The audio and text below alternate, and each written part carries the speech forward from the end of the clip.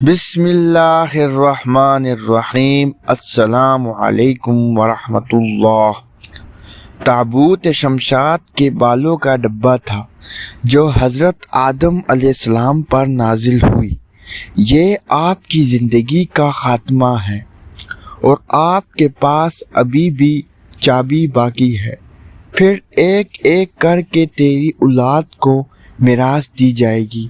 یہاں ان کی ملاقات حضرت یعقوب علیہ السلام سے ہوئی اور آپ کے بعد آپ کی اولاد بنی اسرائیل کے قبضے میں رہی، اور حضرت موسیٰ علیہ السلام کو معلوم ہوا کہ آپ تورات کو بانٹ رہے ہیں اور اپنے خاص مقام پر رکھے ہوئے ہیں۔ یہ بار مقدس اور بابرکت تھا جب بنی اسرائیل نے کفار کے خلاف جہاد کیا اور کفار کے لشکروں کی طاقت اور ان کی لازش کو دیکھا تو اس میں حصہ لیا، اور میرا دل میری آنکھوں میں دھڑکنے لگا، جیسے میں نے محسوس کیا کہ وہ میرے سامنے ریت رکھے ہوئے ہیں۔ چنانچہ کہا جاتا ہے کہ صندوق سے ایسی رحمت اور برکتوں ظاہر ہوگی، مجاہدین کے دلوں میں ایک لمحہ سکون پیدا ہوتا دکھائی دیا، اور مجاہدین کی سختیوں سے تڑپنے والے دل پتھر سے زیادہ مضبوط نظر آتے ہیں، اور قادر صندوق آسمان کی خبر لے کر نازل ہوا اور فتح مبین کو حاصل ہوئی۔ اسرائیل کے معاملے میں جب بھی کوئی تنازع کھڑا ہوا، انہوں نے اپنی رائے کی بنیاد فیصلہ کیا۔ صندوق سے فیصلے کی آواز اور فتح کی خبر سنائی دی۔ بنی اسرائیل نے صندوق کو اپنے سامنے رکھا اور اسے عبادت بنا لیا اور دعائیں مانگی۔ اس کی دعائیں قبول ہوئیں اور دنیا کی پریشانیاں دور ہو جاتی ہیں۔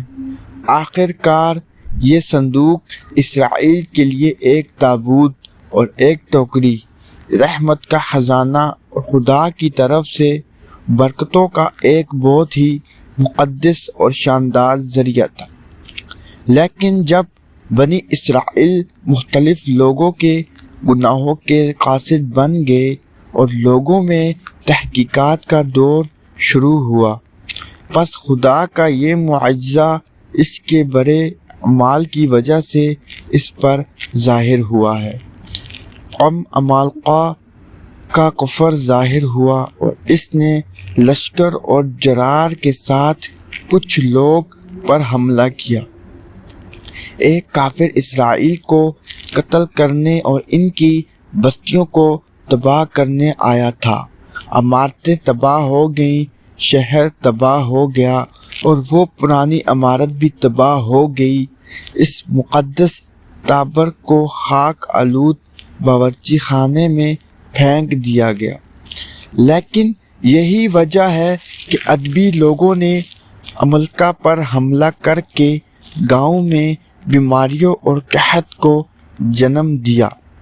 عمالقہ کی برادری کے 5 شہر بالکل ویران ہو جائیں گے۔ یہاں ایک کافر کا قول مانا جاتا ہے، یہ کلمہ رحمت کا عذاب ہے جو ہم پر نازل ہوا ہے۔ تو ایک کافر کی آنکھ کھل گئی۔ پھر ایک آدمی نے مقدس صندوق کو دیکھا، اسے غبارے پر لاد کر بنی اسرائیل کی بستیوں کی طرف روانہ کیا۔ پھر اللہ نے پہلے 4 کو ایک مقررہ فارمولہ دیا، جس نے یہ مبارک صندوق بنی اسرائیل کے نبی حضرت شمول علیہ السلام کی خدمت میں بنوایا۔ اس بار پھر اسرائیل کا کھویا ہوا انعام ان کو واپس مل گیا، اور یہ صندوق بھی حضرت شمویل علیہ السلام تک اس وقت پہنچا جب حضرت شمویل علیہ السلام نے طالوت کو بادشاہ بنایا تھا، اور بنی اسرائیل طالوت کی بادشاہی چھوڑنے کے لیے تیار نہیں تھے، اور یہ شرط تھی کہ مقدس صندوق آئے تاکہ ہم طالوت کی بادشاہی چھوڑ دیں۔ چنانچہ مجلس آئی اور بنی اسرائیل طالوت کے تحت پر بیٹھ گئے۔ اس مقدس صندوق میں حضرت موسیٰ علیہ السلام اور ان کی مقدس جوتیاں اور حضرت ہارون علیہ السلام کے نبی کی امید حضرت سلیمان علیہ السلام کی بحور چاند کے چاند ہیں، تورات کی گولیاں، نجات کی نعمتیں، حضرت اور انبیاء و کرامات کے علاوہ وہ ہر وقت سلامتی والی سورہ سنتے رہتے تھے۔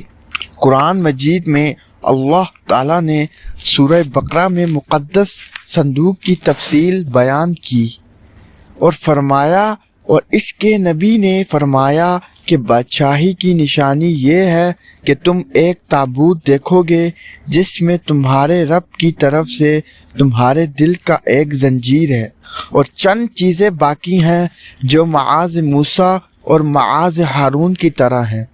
اگر تم فرشتوں کی باتوں پر یقین رکھتے ہو تو بارش میں تمہارے لیے نشانی ہے۔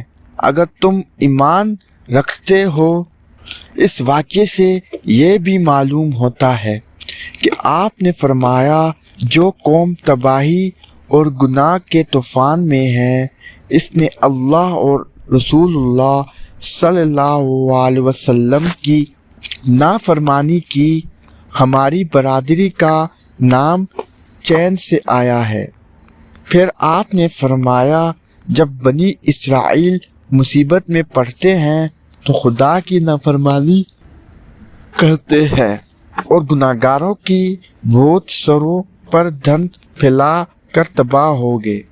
چنانچہ ان کے جرم کی بے گناہی نے انہیں یہ بڑے دن دیکھنے پر مجبور کر دیا۔